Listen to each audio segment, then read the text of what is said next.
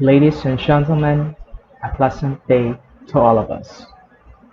I was wondering, with these thoughts in my mind, asking, chaos and misunderstanding between people occur.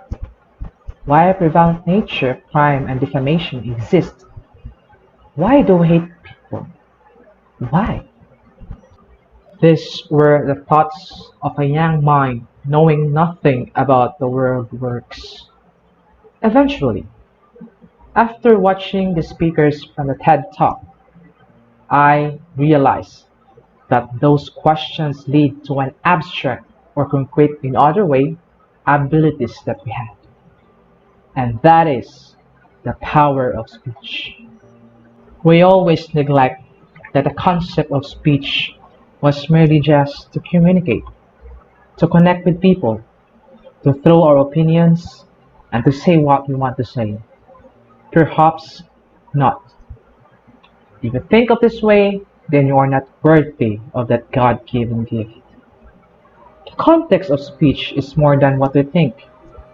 Speech is our identity. This makes us who we are.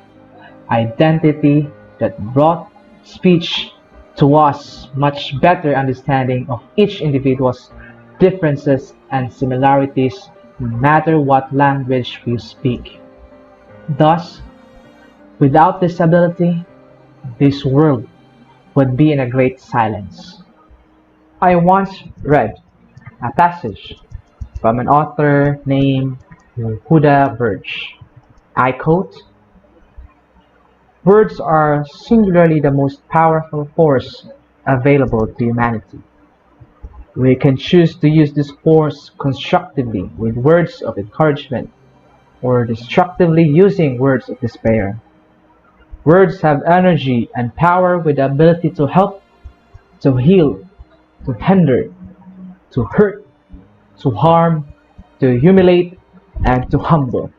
Considering the powerful force of the words we utter, we must discipline ourselves to speak in a way that conveys respect, gentleness, and humility. One of the clearest signs of moral light is right speech. Perfecting our speech is one of the keystones of mature people.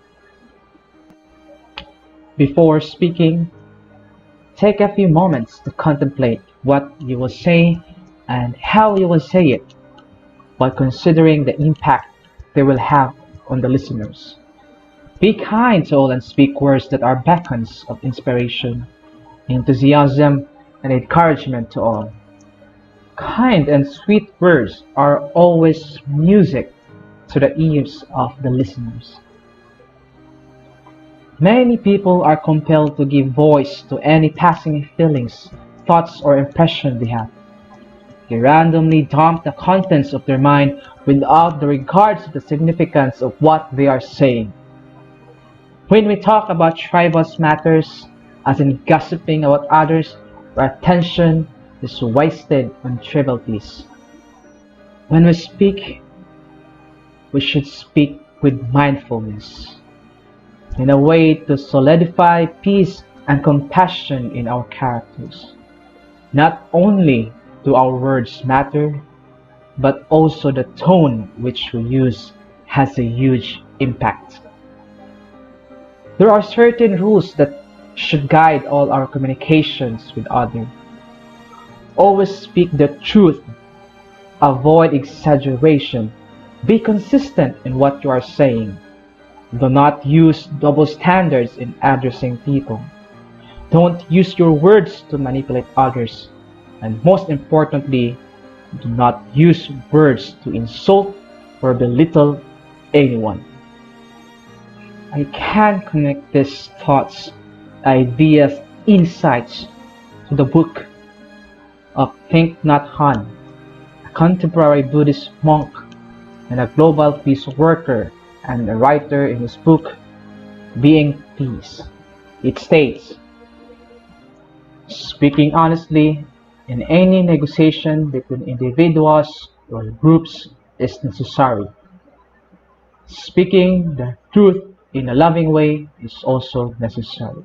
These are the words from the book of Think Not Han. Han recommends only loving speech even when we are communicating about our differences and disagreements. We must be lovingly honest. We must discipline ourselves to speak in a manner that conveys respect, gentleness, and humility.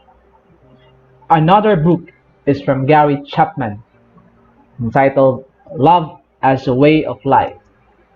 Gary Chapman uses the vivid metaphor for words as being either bullets or seeds. If we use our words as bullets without feeling of superiority and condemnation, we are not going to be able to restore a relationship to love. If we use our words as seeds with feelings and supportiveness and sincere goodwill, then we can rebuild our relationship in a positive and life affirming way. When we speak or talk candidly about something difficult with either person, we must focus on the conversation with keen attention and purpose. During conversation, we must listen patiently, speak tactfully, and tell the truth as we understand it. We must align our words, voice inflection and tone, eye expression, body language, and action with our inner awareness in an honest exchange. Before I end my speech, I will leave you a message. Use the power of speech in a good way, because speech or a language could make a person powerful or powerless. Thank you all for listening and good day.